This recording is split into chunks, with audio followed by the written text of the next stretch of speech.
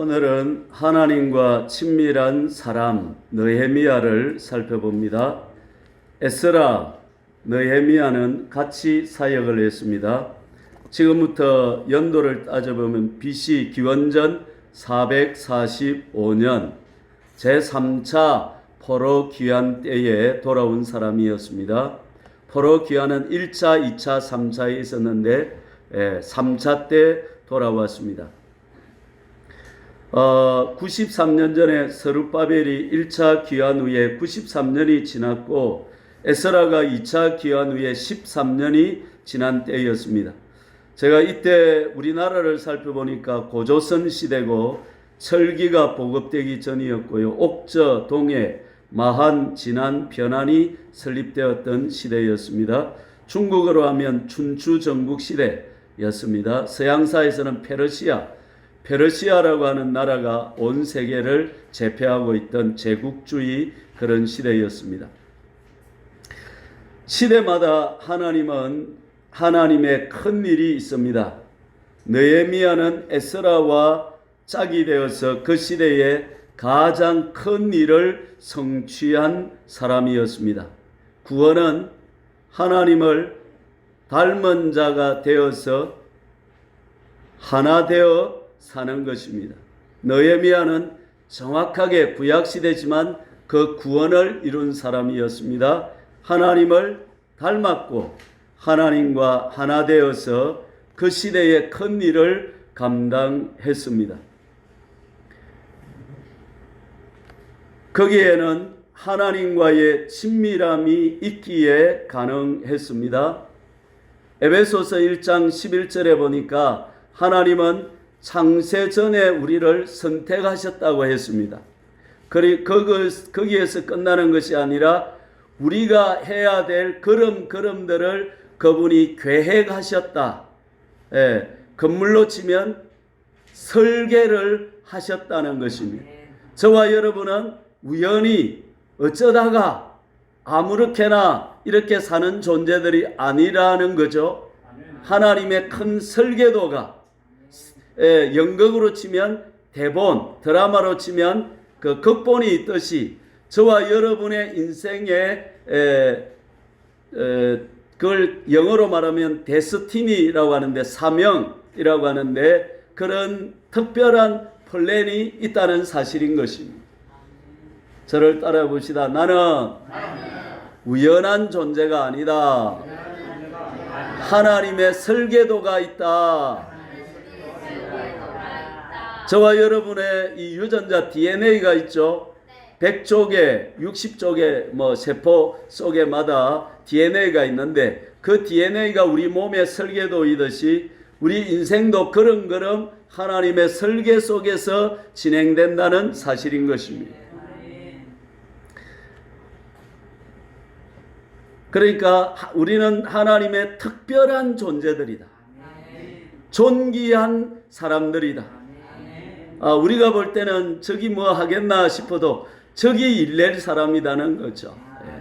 하나님이 함께 하시면 우리는 우리 시대의 특별한 역할을 감당하는 위대한 사람이들이다 하는 것입니다.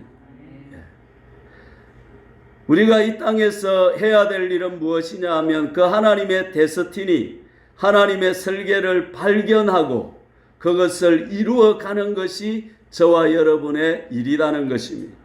그런데 그것은 감추어져 있다는 것입니다.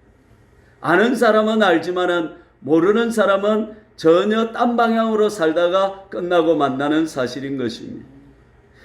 내 인생이 성공했다, 내 인생이 잘 살았다 하는 것은 돈을 많이 벌었다, 재벌이 되었다, 높은 지위에 올랐다, 살만하게 산다, 그것이 아니라 그 하나님의 계획을 발견하고 그 계획을 따라 살았을 때 그 사람은 정말로 멋진 인생을 살았다.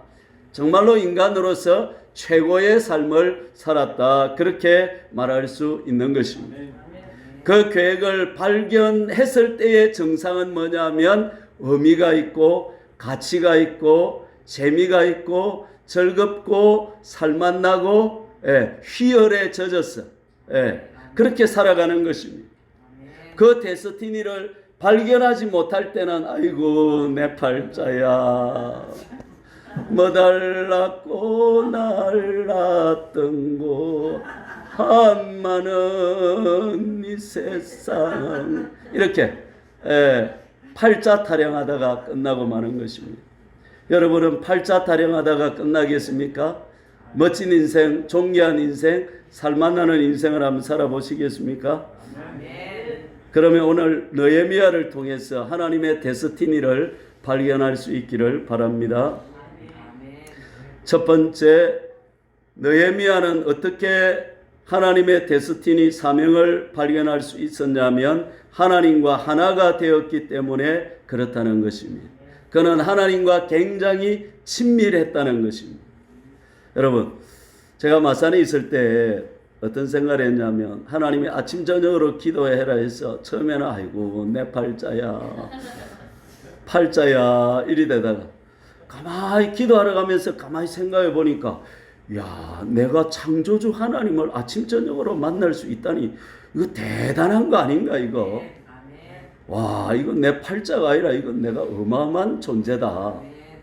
그걸 생각하니까 이 기도하는 시간이 얼마나 놀랍고 재밌고 즐겁고 야, 아멘.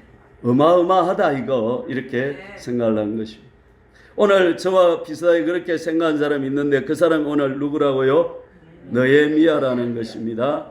오늘 말씀을 한번 봅시다. 1장 1절부터 천천히 한번 읽어가면서 우리 어떻게 느헤미야는 하나님과 하나가 되어 살았는지 친밀하게 살았는지 그 모습을 한번 살펴보실까요? 느헤미야 오늘 성경을 펴놓으시고요. 오늘 느헤미야 1장 1절부터 끝까지 쭉쭉 보아갈 테니까 다 펴놓으시면 좋겠습니다. 1장 1절 읽어봅시다. 하가랴의 아들 느헤미야의 말이라. 아닥사스다 왕 제20년 기슬러월에 내가 수산궁에 있는데 이때는 BC 445년이고요. 기슬러월은 11월 중순에서 12월 중순까지입니다. 어느 궁에 있었다고요? 수산궁. 이 궁에는 지금 아닥사스다 왕은 없었습니다. 아닥사스다 왕은 겨울이 되면 겨울궁으로 가서 4월달 3, 4월 봄에 돌아오니까 한 4개월 있어야 왕이 돌아오는데 아닥사스다 왕이 없을 때에 느헤미야에게 일어났던 일이었습니다. 2절 읽어봅니다.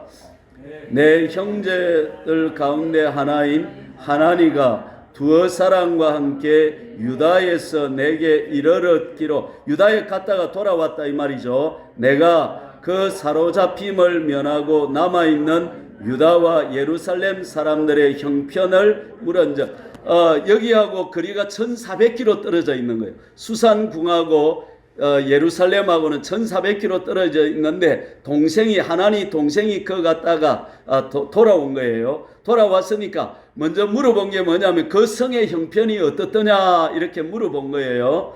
3절 그들이 내게 이르되 사로잡힘을 면하고 포로가 안 되고 남아있는 자들이 그 지방에서 어떻게 해요? 큰 환란을 당하고 그 다음에 능욕을 받으며 그 다음에 예루살렘 성은 허물어지고 성벽들은 불탔다 하는지라. 지금 형편이 있다 없다?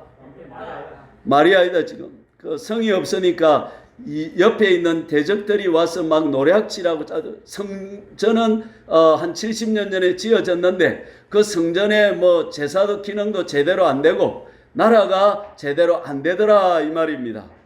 자, 이런 말을 들었을 때에 4절 반응이 중요한 것이죠. 느헤미야는 어떤 반응을 일으킵니까? 내가 이 말을 듣고 앉아서 울고 수일 동안 슬퍼하며 하늘의 하나님 앞에 금식하며 기도하고.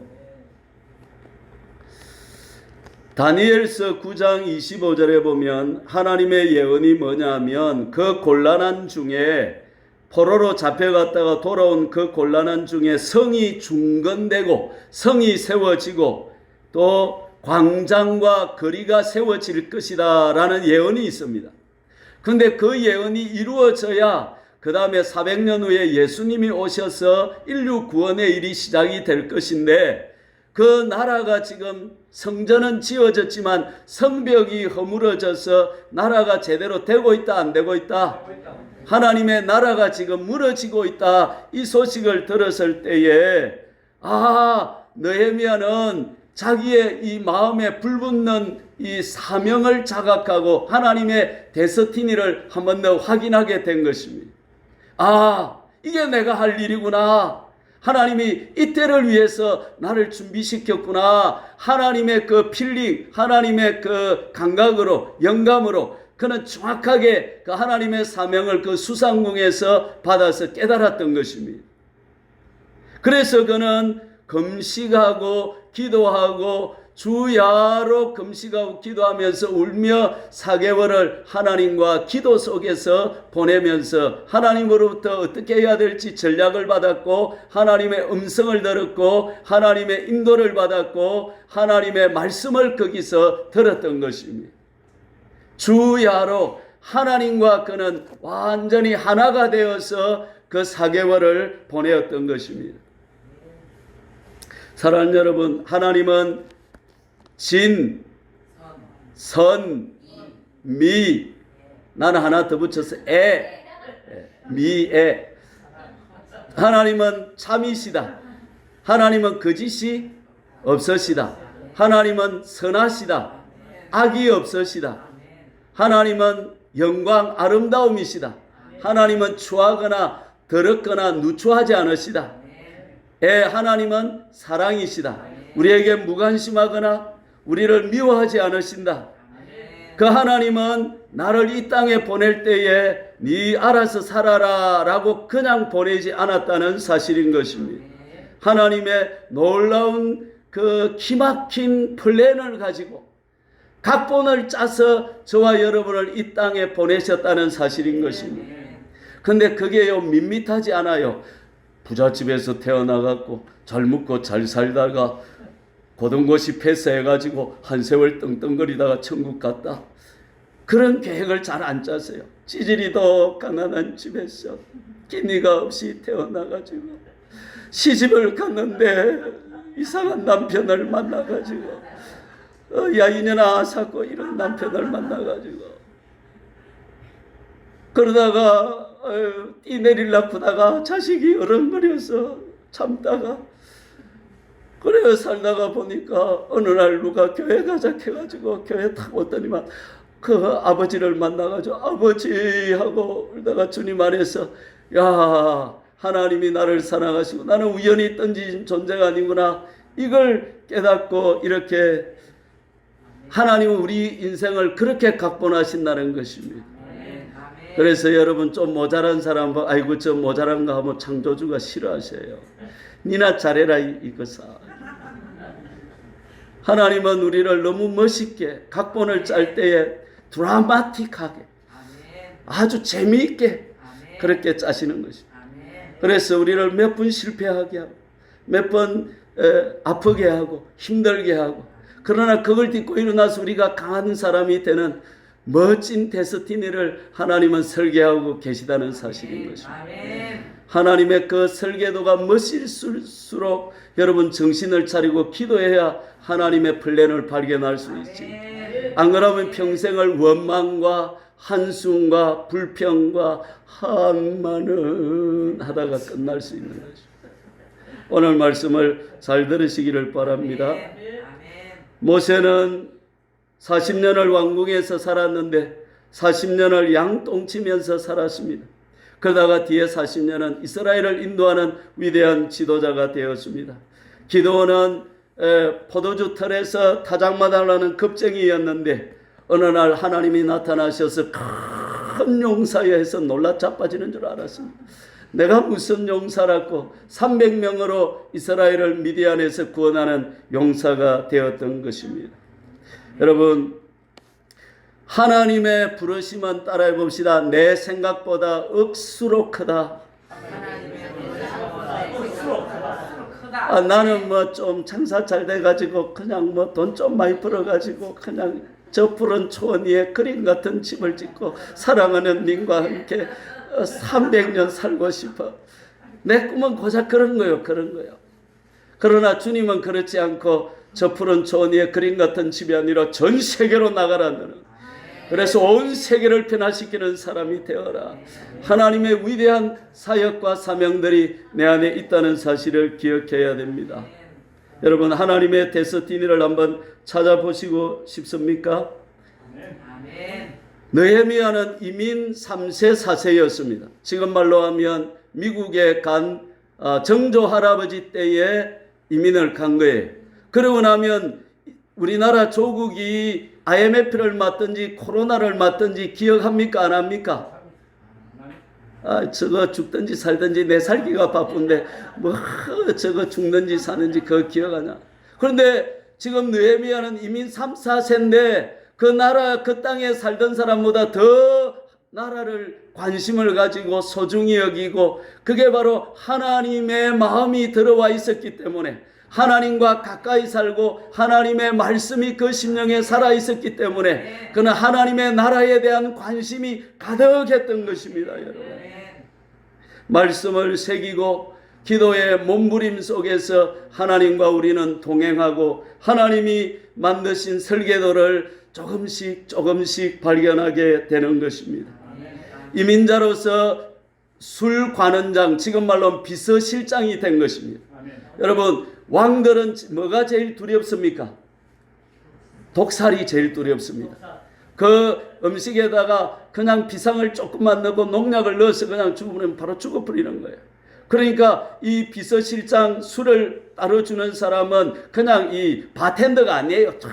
이래가 술 따라주고 이런 사람이 아니라, 이 사람은 왕의 자문을 할 수 있고 최고의 고급 관리고 신뢰할 수 있는 인물이라야 그 자리에 탁 앉혀놓는 거예요.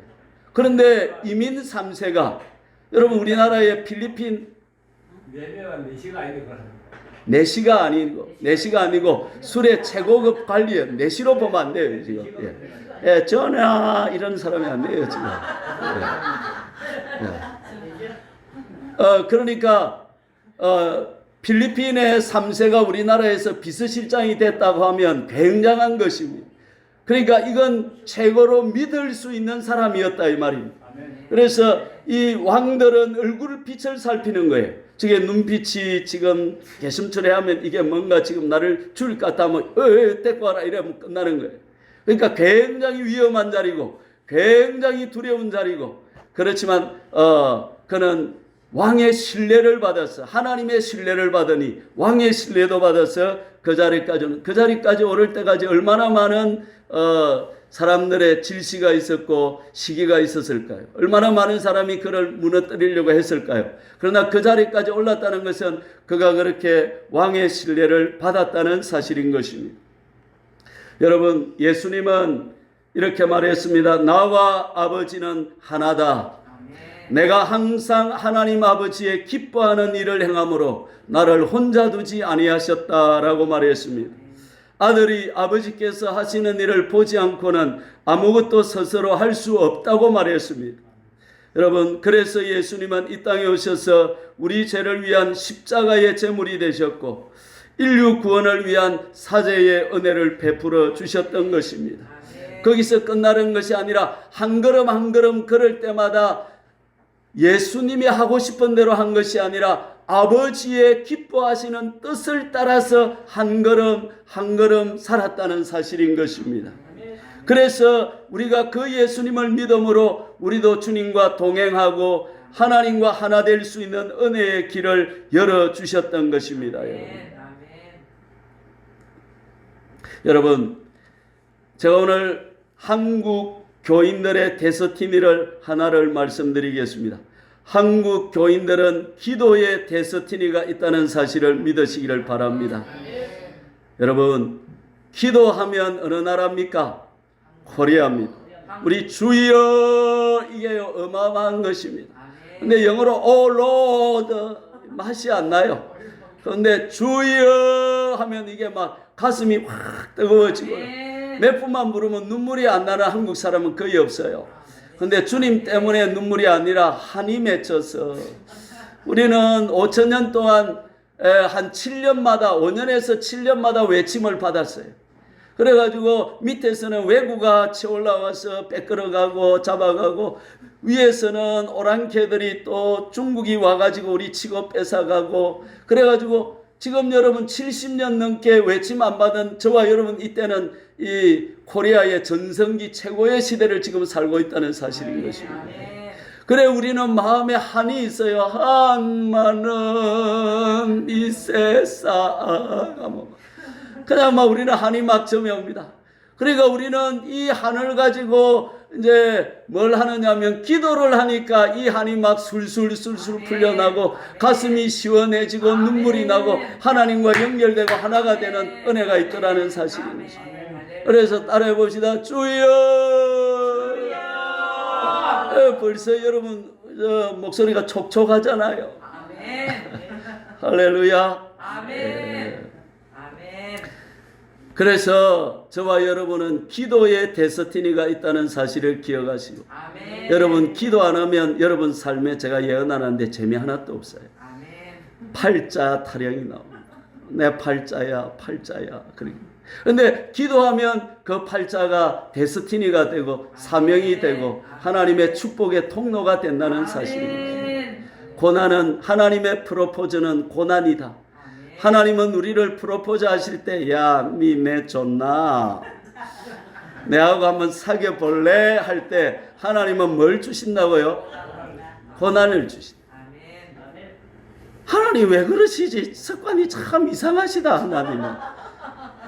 고마 좋게 막 한 1억 좀 던져주고 프로포즈를 하면 얼마나 좋아. 그러면 1억 가지고 여러분 해외여행 다니셔서 그거 안 줘요. 그래서 고난을 주시는 거야. 갈 데 없도록 만들어 놓고. 그래서 하나님 앞에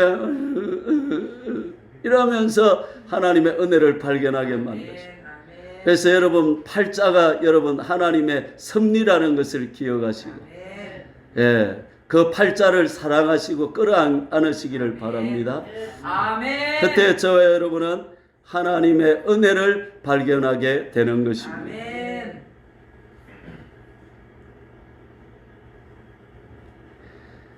하나님은 저와 여러분에게 데스티니로 제일 주신 것이 자기 성장.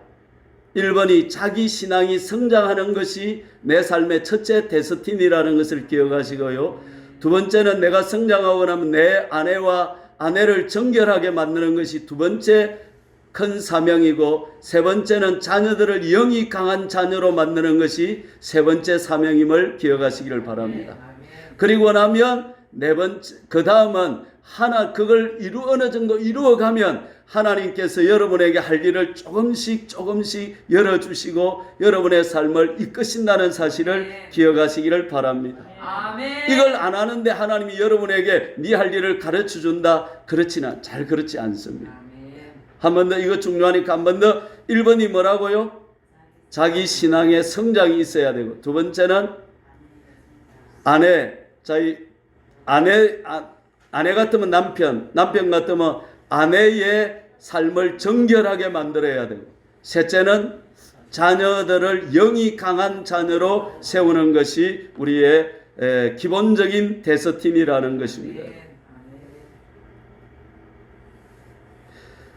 사랑하는 화정교회 성도 여러분, 여러분은 하나님의 사명을 알고 있습니까? 모른다면 여러분은 하나님과 너무 멀리 있는 것입니다. 아니 어쩌면 허송세월하고 있는지 모르겠습니다. 밥만 먹고 양식 축내고 살고 있는지 모르겠습니다. 여러분 데스티니를 발견하셔서 하나님의 은혜 안으로 들어갈 수 있기를 축원합니다. 일대제 했는데 시간이 다 가쁘네. 자꾸 내가 일주일 내도록 준비를 했는데 좀 더 할까요? 밥 먹다가 내 뭘 굳이 마 있어요. 두 번째 따라합니다. 기도의 능력으로 사명을 성취한다. 제가 줄여가지고 간단하게 해버릴게요. 자, 2장 4절을 한번 봅시다. 2장 4절 왕이 내게 이르시되 그러면 네가 무엇을 원하느냐 하시기로 내가 곧 하늘의 하나님께 묵도하고. 이제 왕이 돌아온 거예요. 그런데 왕으로부터 14년 동안의 휴가를 받아야 돼요. 여러분 쉬울까요? 어려울까요? 14년을 지금 비워야 돼요. 근데 그냥 가가 안 되고 나무도 가야 되고 군대도 데리고 가야 되고 뭐 전리품을 많이 갖고 가야 돼요. 쉬울까요? 어려울까요? 굉장히 어렵죠. 근데 그 어려움을 어떻게 극복하느냐 하면 4절에 왕이 물어요. 네가 뭐에 죽고 그리 묻는 거예요. 그때 말 잘못하면 이제 죽는 거예요. 그 전에 에스라 4장 28절입니까 보면 무슨 말씀이 있느냐 하면 그 성벽 재건이 중단이 돼가지고 왕이 금지를 시킨 거예요. 이 아닥사스다 왕이 금지 명령을 내린 일인데 다시 허락을 받아야 되는 거예요. 이게 얼마나 위험한 일이에요. 그러나 이걸 받지 않으면 지금 하나님의 뜻이 이루어질 수 없으니까 4절에 내가 하늘의 하나님께 뭐하고 묵도하고 잠시 그 전에 주여 하다가는 큰일 나잖아요. 하늘에서 주여 하고 딱 나와야 되는 거예요. 그런데 그게 딱 되더라는 거예요. 그게 되더라는 거예요. 여러분 2장 12절 읽어보십시다. 내 하나님께서 예루살렘을 위해 무엇을 할 것인지 내 마음에 주신. 자, 이 느헤미야는 자기가 구상을 했어요. 하나님의 계획을 받았어요.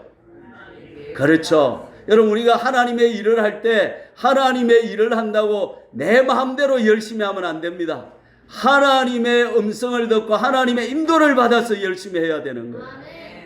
안 그러면 불법이 되는 거예요.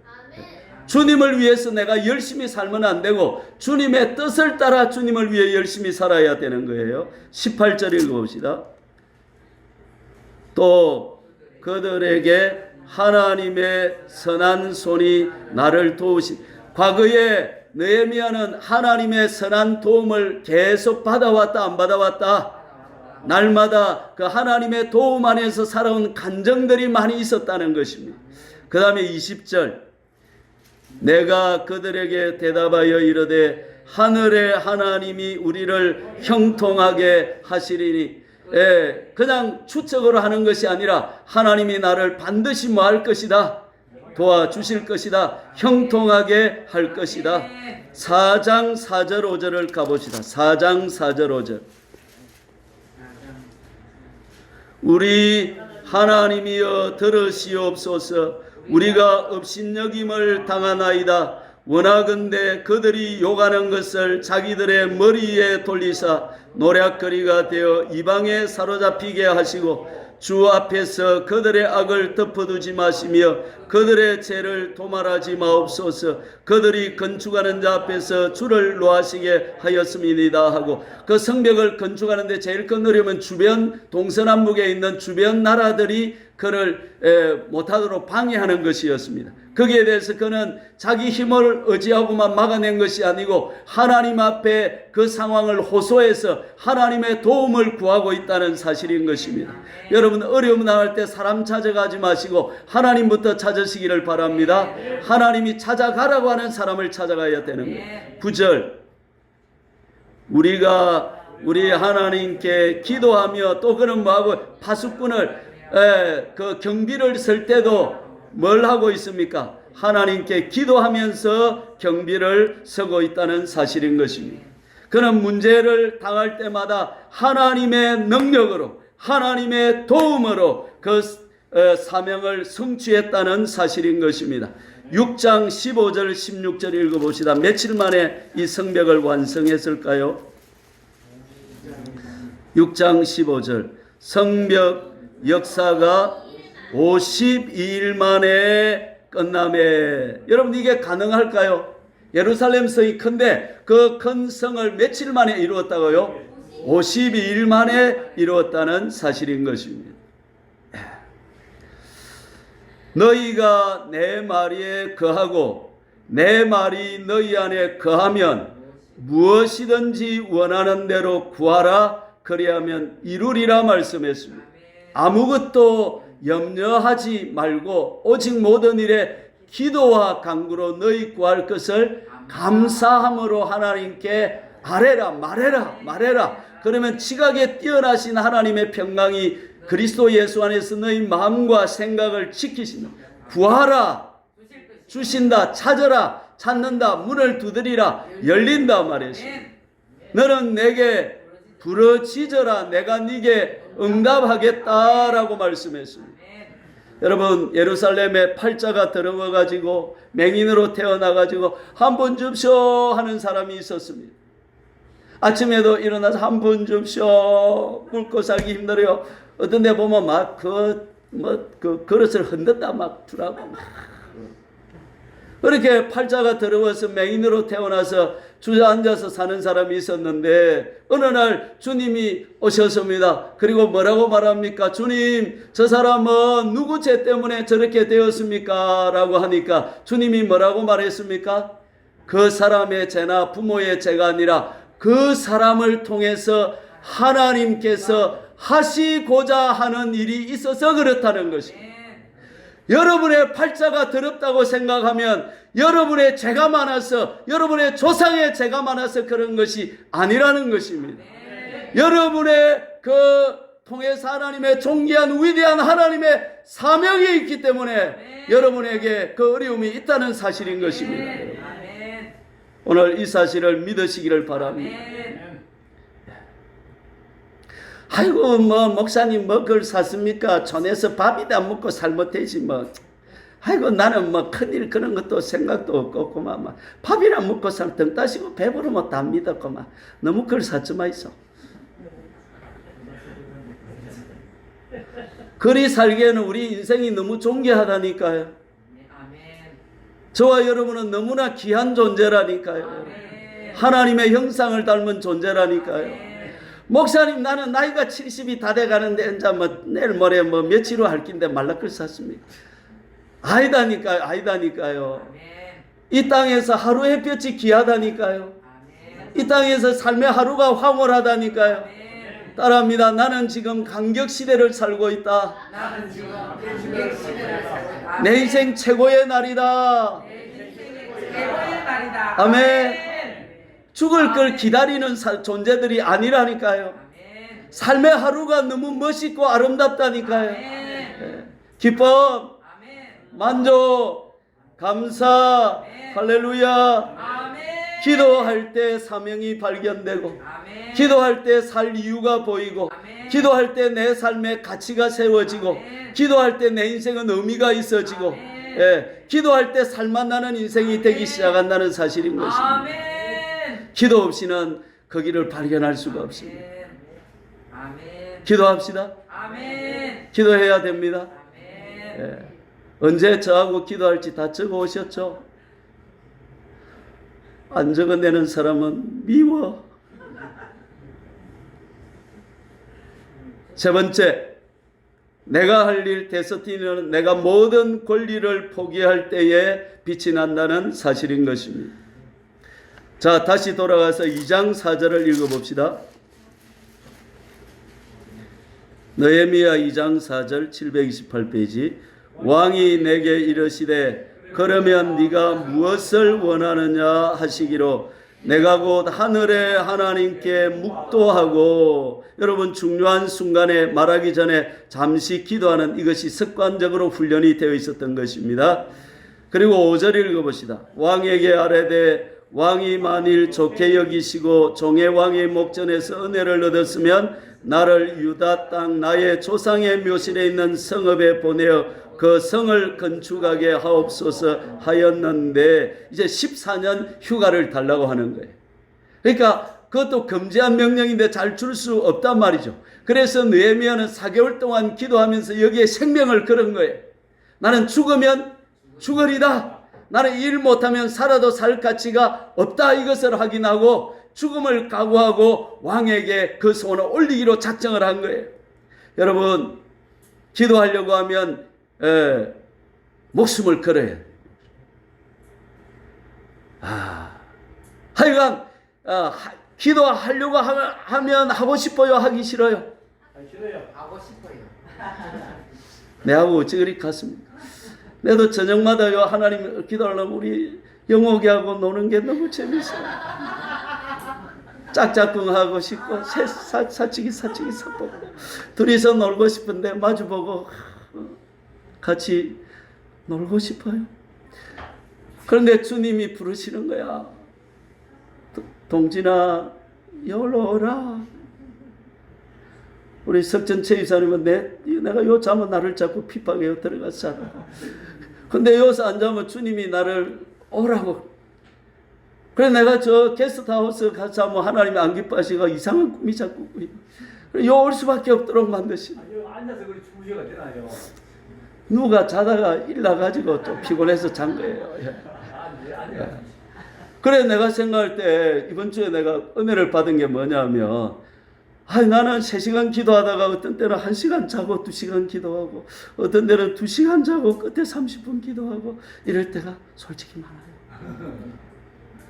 그래서 소울을 생각할 때 아이고 이리 기도하면 기도 안 하는 게 좋겠다 싶었는데 이번 주에 고성준 목사님 책을 보니까 뭐라고 말하냐면 하나님 앞에서 기도하다가 자는 것도 하나님이 기뻐하신다. 그러면서 하는 이야기가 뭐냐 하면 애들 친구들하고 어릴 때 놀러 가지고 중학교 때 초등학교 놀러 가서 그 집에서 하룻밤 자면 더 친해진다는 거야. 장거하고 안 장거하고 다르대요. 그래서 대학 들어가면 1박 뭘 합니까? MT를 한 멤버십 트레이너를 하죠. 가서 마시고 한다 그래. 근데 하룻밤을 자고 나면 뭐 하는 거야? 취하는 거야. 그 말을 듣고 제가 얼마나 위로가 되니 그래 오늘도 머리를 쳐박고 잤다. 할렐루야. 여러분 기도하다가 피곤하면 조금 주무시도 괜찮다 그래요.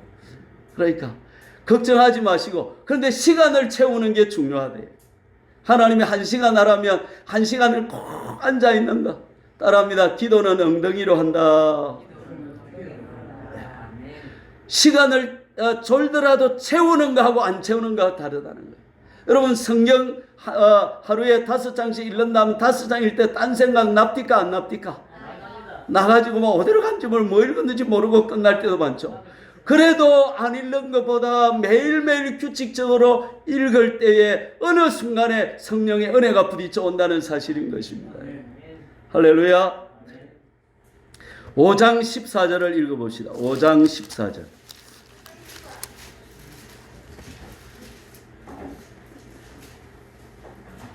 또한 유다 땅 총독으로 세움을 받은 때 곧 아닥사스다 왕 제12년부터 제30년까지 12년 동안은 나와 내 형제들이 총독의 녹을 먹지 아니하였느니라.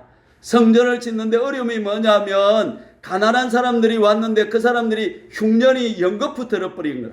그러니까 이 사람들이 고리대금을 돈을 빌려가지고 하니까 이 부자들이 이 고리대금을 하면서 뭘 하냐면 땅을 뺏어버리고 자식을 뺏어버리고 딸을 뺏어가고 이렇게 노예로 팔려가게 된 거라. 그러니까 지금 내가 뭐 노예로 팔리고 먹고 살 게 없는데 성벽 재건하겠어요 안 하겠어요? 안 하는 거예요. 그래서 이제 이 느헤미야가 중대 결단하는데 나는 지금부터 녹을 받지 않겠다. 그 녹이 전부 가난한 백성들의 그 등골을 이제 해서 빼먹는 거 아닙니까? 그러니까 내가 그걸 포기하겠다 하고 자기 월급을 받지 연봉을 포기를 해버리는 것입니다.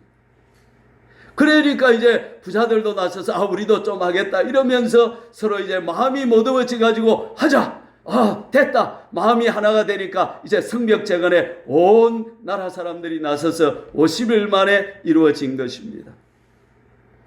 그러니까 느헤미야는 이 땅의 소망이나 이 땅의 상급을 바라는 것이 아니라 하나님만 의지하고 천국의 상급을 바라보고 하늘의 보화를 쌓아놓았던 것입니다. 너희 보물을 하늘에 쌓아두라 말씀한 것입니다. 여러분 제 말을 잘 한번 들어보시길 바랍니다. 신앙은 3가지 신앙이 있습니다. 첫째, 종의 신앙입니다. 주인이 시키는 대로 열심히 잘하는 신앙입니다. 하나님이 기도하라면 기도 열심히 하고 하나님 말씀 읽으면 말씀 잘하는 신앙이 종의 신앙입니다. 여러분 주인 대신 하나님을 잘 섬기는 종의 신앙을 갖기를 축복합니다. 두 번째, 그것보다 더 높은 신앙이 있습니다. 그것은 아들의 신앙입니다. 일꾼은 5시만 되면 갈라 그래요. 삽질하다가도 어때요? 삽 던져놓고 갚입니다. 그건 종입니다. 일꾼입니다. 그러나 아들은 어떻게 합니까?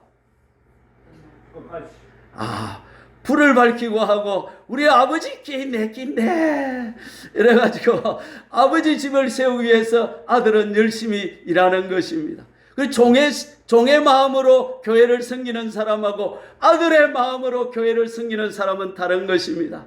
이 일이 누구 일입니까? 아버지 일입니다. 우리 아버지를 섬기는 마음으로 기도하고 교회를 섬기는 것입니다. 그래서 이 사람은 하나를 시키면 몇 개를 할까요? 2-3개를 합니다.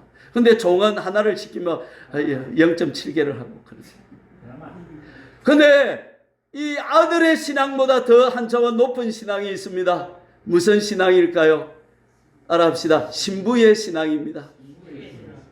여러분, 효자가 좋아요? 악처가 좋아요?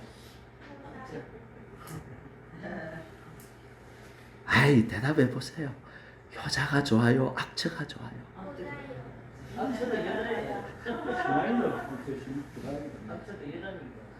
우리 아버지가 어릴 때 그러시더라고요. 제가 우리 아버지 말이 지금 몇 가지 기억 남는 중에 하나가 뭐냐면 효자보다 악처가 좋대요. 집사님은 이상한 사람이에요.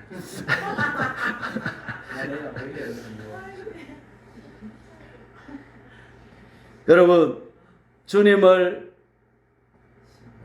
신부로서 섬길 수 있기를 축원합니다. 주님 아버지 아들 이런 것 있는 것이 아니고 주님의 전부가 나의 것이 되어버린 것입니다. 나는 주님과 하나가 된 것입니다. 그래서 나는 생명을 바치도 아깝지가 않은 것입니다. 그래서 네가 나를 사랑하느냐라고 주님은 물으시는 것입니다. 너는 종으로 나를 사랑하느냐, 아들로 나를 사랑하느냐, 나의 아내로서 나를 신부로서 나를 사랑하느냐 물으시는 것입니다. 우리 화정교회 성도님들은 종의 신앙을 넘어서 아들의 신앙으로, 아들의 신앙을 넘어서 신부의 신앙까지 갈 수 있기를 축원합니다. 우리는 월급 받기 위해서 일하는 존재가 아니라 사랑해서 일하는 존재인 것입니다, 여러분.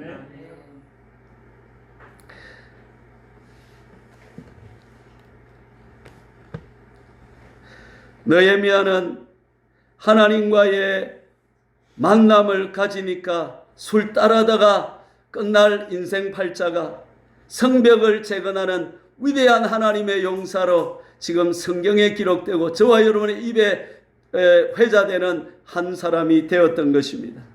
저는 느헤미야 이번 주에 기도하면서 느헤미야 형님을 따라가야 되겠다. 이 형님의 신앙을 나도 본받아야 되겠다. 나도 적당히 목회나 하고 이렇게 하다가 말 그런 인생이 아니라 하나님의 뜻을 이루는 하나님의 데스티니를 이루어갈 남은 여생을 살아야 되겠다. 그런 결심을 해보았습니다. 사랑하는 여러분, 우리가 말씀 읽을 때에 하나님은 성령으로 저와 여러분을 찾아오십니다.